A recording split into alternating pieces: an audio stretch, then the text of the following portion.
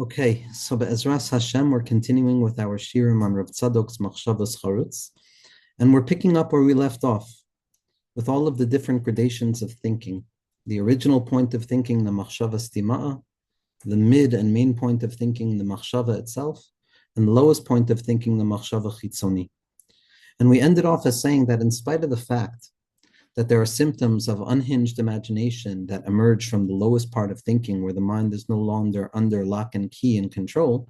Nevertheless, that does not take the notion of imagination and say that it's unworthy. It's just that when imagination expresses itself in those lower territories, it can become symptomatic. But it has nothing to say about the nature of imagination, because imagination expresses itself on the upper levels of thinking as well. As we're going to see, imagination is going to be a place of rectification, of redemption, of prophecy, of the ability of the individual to transform nothing into something new, to imagine things in a certain way that in truth my mind doesn't have the ability to see, and that has everything to do with the powers of holiness. So imagination is not the problem, it's only the level at which imagination is expressing itself.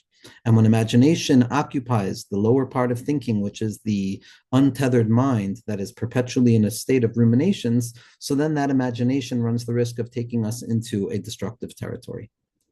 The first step that Rav Tzadok is going to be showing us over here is that because the mind is structured according to unity, each and every part of the mind, the top, the middle, and the bottom, is also going to have its own top, middle, and bottom. So that machshava stima'a, machshava, and machshava chitzoni, thinking without thoughts, thoughtful thinking, or thoughts without thinking, are all going to have their own subset of each three levels within themselves.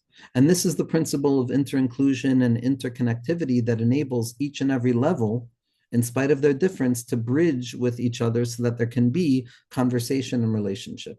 This is rooted in the holographic principles of unity, that the whole and the part are reflective of one another, and that even though from the perspective of the whole, it appears that the parts are just parts of the whole, when seen in their isolation, microscopically, each and every part contains all three subsets of the whole within themselves as well.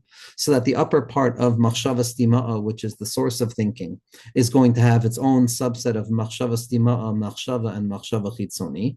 And so too, the mid-level of thinking, the main place of human experience, which is the machshava, the koachma, the capacity of making meaning to the degree that it influences the emotional and the feeling territory of the mind and has an impact on the body, that main space of machshava, it's also going to have its own machshava stima'a, machshava, and machshava chitzoni, as well as the lowest part of thinking, which is the machshava chitzoni. It will also have its own machshava stima'a, machshava, and machshava chitzoni.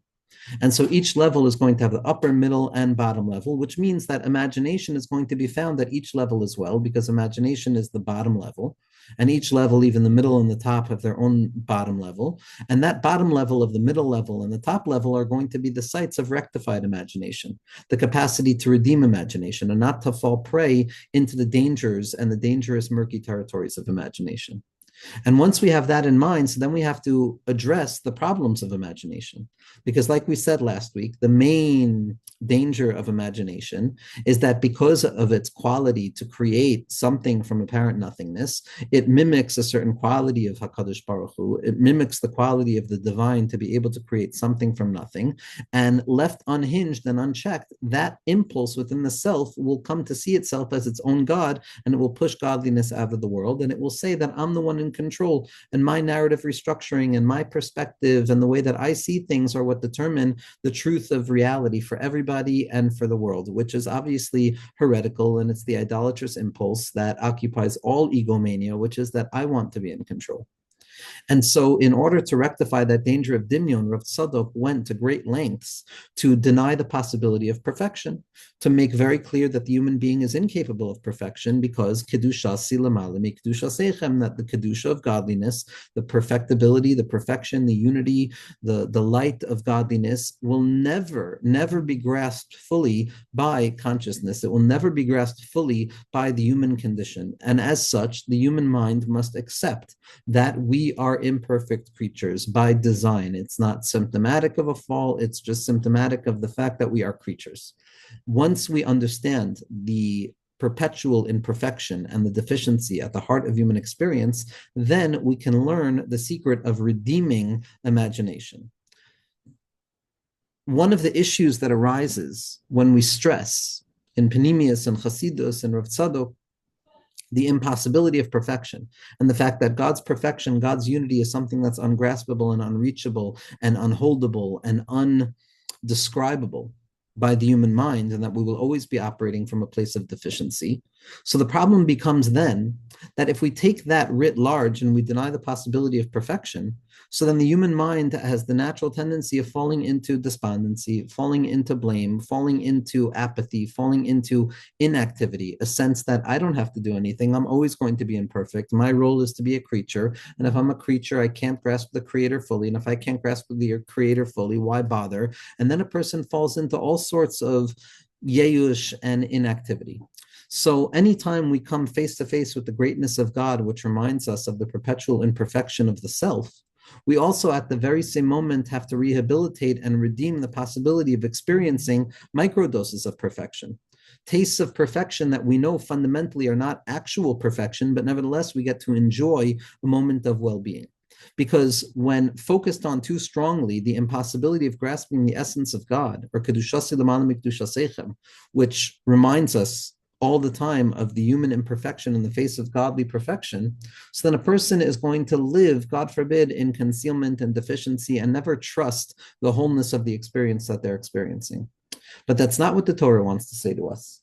The renunciation and the prohibition against conceiving ourselves as perfect on the level of God's perfection is not to say that the human mind is cursed to living a world of chisaron or deficiency. The opposite is true. The Torah wants to give us shleimus. The Torah wants to taste shleimus. The Torah wants us to feel whole and feel actualized and feel like we are experiencing life to the fullest. But that nuance of realizing that first and foremost, I can't be fully perfect, must come first. And only then can I enter into the place of learning how to experience these levels of perfection that are accessible to me. And that's what Rav Tzadok is coming to answer and to make clear to us in this piece in Machshavas Charetz, that yes, we have no access to the perfection of godliness, and that the human being is always going to be imperfect. And the imagination left to its own devices can fall into the infantile desire to be perfect, which would imply a perfect grasp of godliness, which would imply a domestication of the infinite so that it can only be reflected through the lens of the finite, which is equated with denying the infinitude of Hashem and drawing that infinitude into ourselves, God forbid, which is the klipa of making ourselves God, thinking ourselves as perfect. But once we know that that's forbidden, and once we know that it's impossible to grasp the wholeness of a Kadosh Baruch Hu in a whole type of way, and that kedushasi l'malim kedushasechem, then we can enter into a taste of wholeness. And that taste of wholeness is going to be a relative wholeness. A relative wholeness depending on the circumstances and where I find myself in the shape of my thinking. If I'm operating on the highest level, the mid-level, or the lower level. Each and every level provides a moment of wholeness, provides a moment of feeling that I am accomplishing, I am doing something. But at the very same moment, it has to be held with that mutual recognition that my perfection and my wholeness of this moment is only relative to the moment that is about to emerge. And that the grasp of godliness and wholeness that I'm experiencing right now is going to be revealed in the next moment to have been deficient in relationship to the next level of revelation, which ad infinitum is going to be continuously unfolding to reveal that whatever level of perfection I thought I reached, there's always a level of his perfection that exceeds my level of perfection. And that every level of my perfection is ultimately meant to be a vessel or the drive that comes to help me realize that, wow, I thought I was perfect. Amarti achakmeh, I thought I had wisdom, because there's a level of perfection that's higher than me. Ad infinitum. With that healthy balance seared into the mind, creating a roshem in our mind. So we're not going to be afraid or frightened when we taste a moment of wholeness, because we realize that it is a relative wholeness. It is a partial wholeness. It is ezehu ashir hasameach b'chelko. It is the recognition that the whole can express itself within the part, even though the part is not identified with the whole. With this proper balance, I can taste levels of perfectibility without falling prey into this idolatrous impulse of seeing myself as capital P perfect, God forbid. And this, Rav Tzadok says, is going to be relative. Each and every person is going to have their own levels of relative wholeness in accordance to where they experience the process of thinking. If a person is operating on a low level of thinking, Let's say they occupy the lower third of thinking, the machshava chitzoni. But like we said, because of the qualities of infinitude and unity and the holographic principle that the part contains the whole, hidden within that lower part of thinking, which is the machshava chitzoni, the beginner's mind, it has its own subset of machshava stima'a, machshava, and machshava chitzoni. So if a person on the lowest level of machshava chitzoni accesses that place of machshava stima'a within their level, so that is a microdosing of a wholeness that is experienced on the upper part of machshava chitzoni, and it's what enables communication between the lowest level and the highest level. Only because on a subatomic level, each and every particular or particle holds the enormity of the all within it, is there able to be communication between levels. So wherever I find myself, I have the ability of tasting a level of wholeness, but at the same time, it has to be seen within the context of the relative orientation towards wholeness, which means that wholeness is only whole in relationship to where it's coming from, but in relationship to where it's going to, it's still imperfect. The self must hold two perspectives in mind, wholeness and imperfection at once, perfection and imperfection at once, chatzi and shalim. Shalim in relationship to where I'm at in this moment, and chatzi and deficient in relationship to where I have to go to.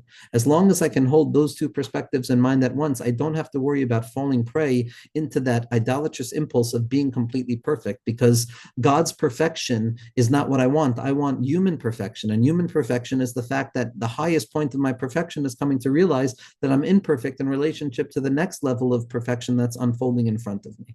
And with that being said, we're going to begin to see how there are moments of wholeness within each and every experience, in spite of the fact that they do not represent the ultimate wholeness of God, how a human being can experience a full experience without running the risk of becoming this egomaniac that identifies itself as God. And we're also going to see the beginning of the redemption of imagination. So Rav Tzadok began this first piece of Machshavas Charetz as saying, Ha-machshava hi ikar ha'adam ki yadua.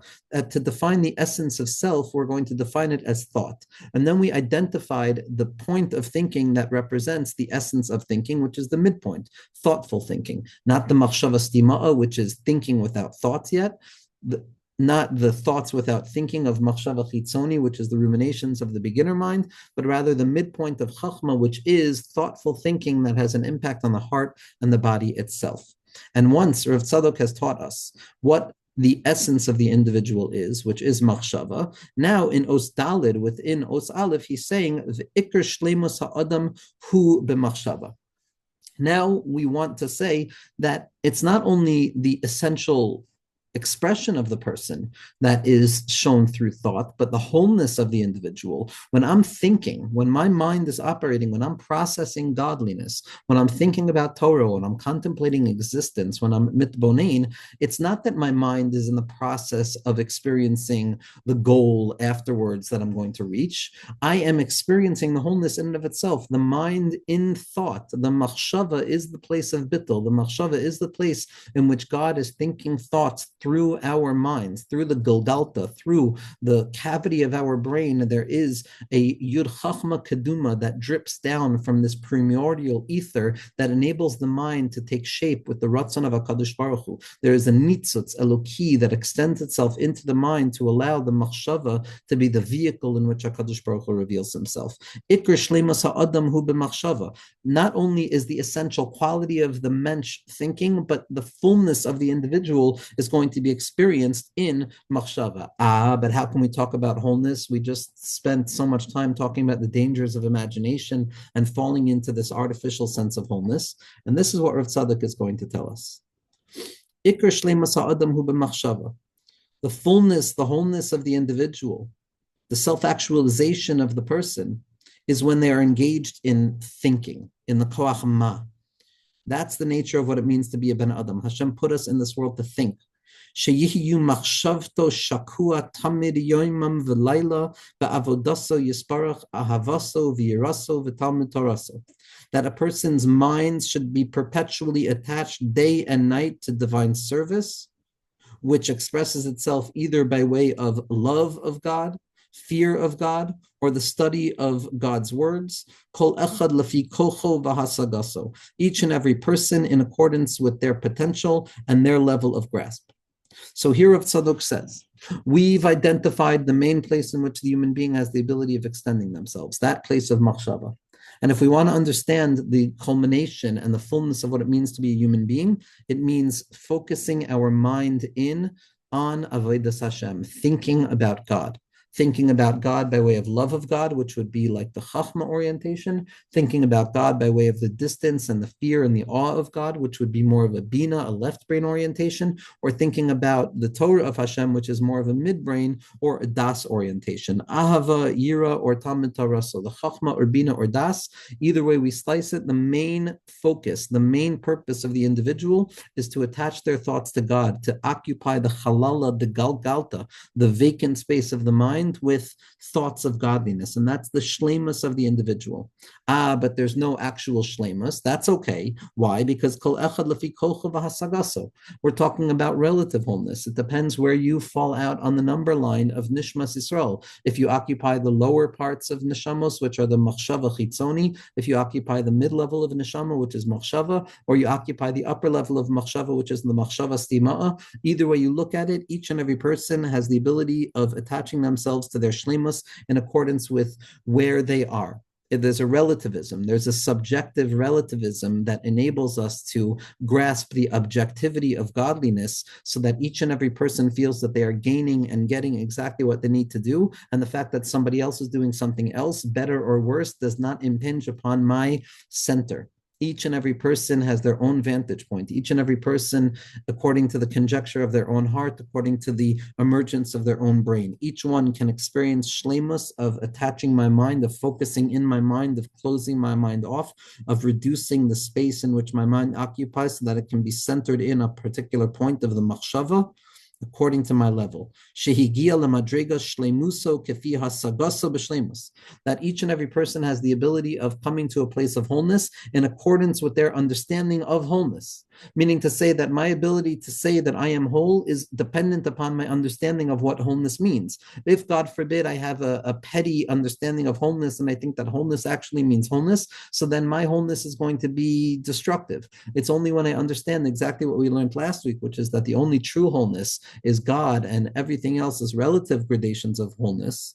So then a person is going to be able to taste shlemus. They can be masig shlemus. A person can have a moment of oilamecha tira b'chayacha. The brain-body barrier can break and the or haganuz can drip down into the mind and enable a person to live with itrosehem biroshehem, to live in that sense of anikan hakolkan. Everything is here right now.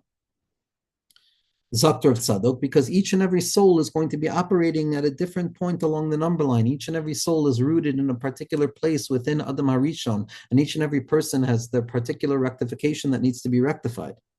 There are very low souls, those souls that occupy the lowest quality of thinking, which is going to be the machshava chitzoni, that they don't have any grasp of actual wholeness. They don't know the machshava stima. They don't know the original thought of creation. They don't know the unity through which HaKadosh Baruch Hu reveals himself into apparent disunity. Rak beniglos be'uvdos bepoel. All they know is that which is revealed in this world. All they know is the work of the body, the lowest part of thinking, the actualization of thinking. Those are the souls that come from the lowest place in Olam HaAsiyah, the lowest quadrant of thinking. Those who represent body souls, they don't know what it means to be connected to God on the level of the emotional or the feeling territory. But that doesn't mean that they don't have shlemus. They have shlemus on the level of their orientation. Because like we said, every level has all levels within it. So they might be operating in the world of physicalized thoughts, but there's also a level of thoughts of the physical, emotions of the physical, and the physical of the physical. So when they're zochet to reach the machshava stima'a within that lower level, they've reached their own shlemus within their physicalized and material orientation of thinking. But in truth, do they have access to the realm of the heart? No, but they have realm of the heart within the body.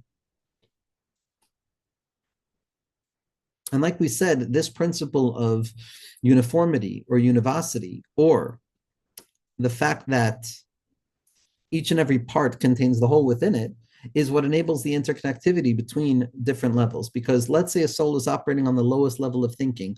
They come from the place of Olam Ha'asiya, where it's practical, materialistic orientation to thought. In that place of materialistic thought, there's going to be the materialistic thought of materialistic thought. There's going to be the feeling orientation within materialistic thought. And there's going to be the machshava stima of materialistic thought. And the shlemus of that level is going to be the machshava stima, the thought of materialistic thought. And that highest point of materialistic thought, the machshava stima within the lowest level, then attaches itself to the practical materialistic thinking within the actual machshava stima, so that there's a chiluf, there's a sharing, that the highest part of the lower level on a certain level touches the lowest part of the higher level because they're made of the same material, and that's what enables the interconnectivity and the communication between the differentiated parts. That even though this lowest level of materialistic thinking doesn't necessarily have access to that mid-level of the chelek eloikai, which is the true place of machshava, which is a thought that has an impact on the heart. Nevertheless, on their level, in accordance to their level, they have the ability of accessing the chelek eloikai mimal shebahem, meaning there's no Jew who doesn't have access to everything. It's just a question of what level are they accessing it. And if a person accesses their shleimus on their lower level, it doesn't matter where they fall on the number line because they've accessed shleimus. On the level of machshava tata, ashtinta tata, on that lower level of the extension thought down into the lowest quadrants and the lowest territories, also there they have the ability of connecting to the shleimus. Shehi seif ha'ma'aseh ha'shochenes besuch hanefashos d'Yisrael. Meaning there are certain souls who only operate at the bottom, who only operate in the materialism of this world. But we also know that the chelek eloikai mimal extends itself down to that low level as well. There's no place where the neshama of Klal Yisrael, the nefesh of Klal Yisrael is far. Every level has the ability of accessing wholeness wherever they find themselves.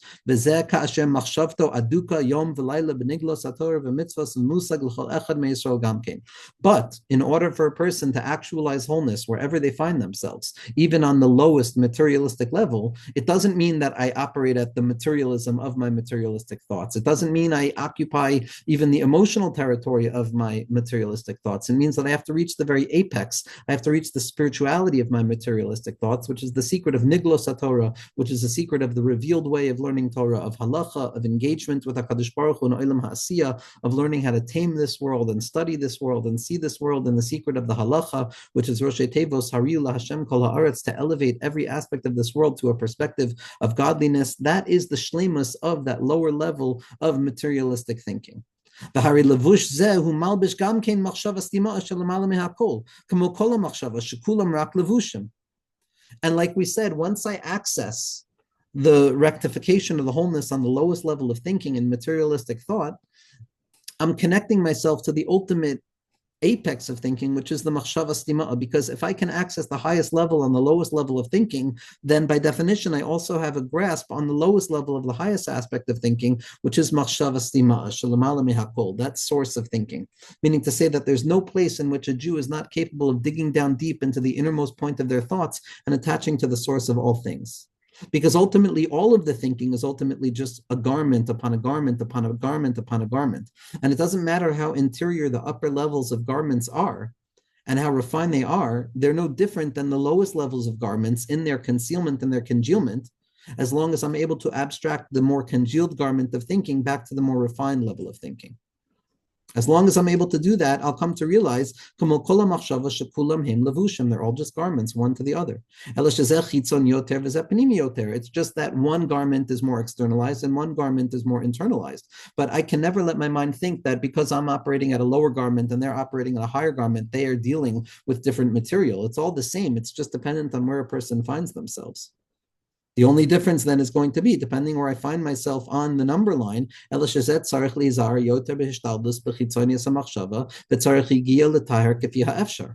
if I'm operating at the lower level, then I run the risk of falling into that unhealthy dimyon, and I have to remember very carefully to put effort in. There's going to be a labor to thought, to purify my mind, to ensure that I'm focusing in on what needs to be focused in on in accordance with my capacity, kafi ha'efshar. Because all levels of connectivity and holiness are all just levushim, chitzonium, that are connected to the innermost point. And here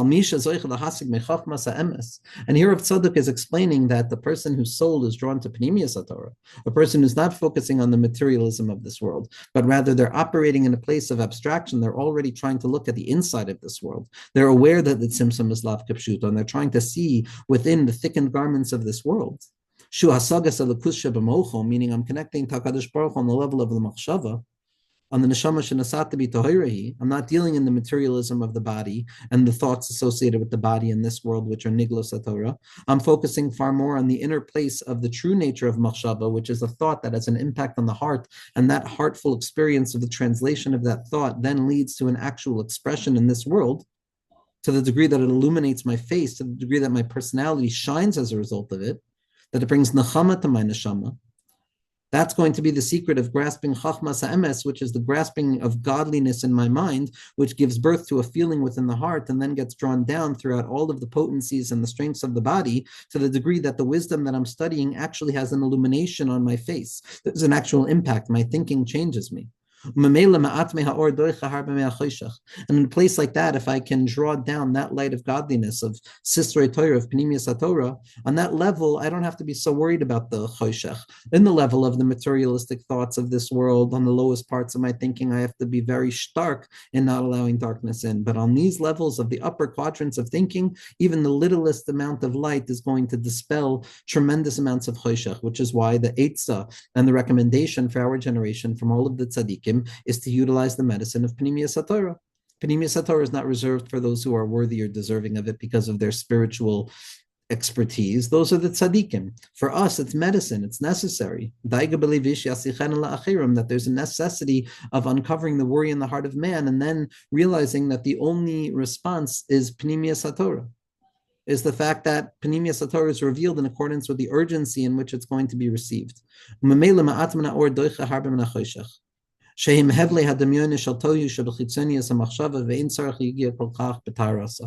person is operating with an elevated sense of thinking, where they're no longer stuck in the materialism of thought, but rather they're transcending themselves and they're thinking more abstract thinking, at that point, I don't have to worry so much. Even a little bit of light is going to dispel a lot of the darkness.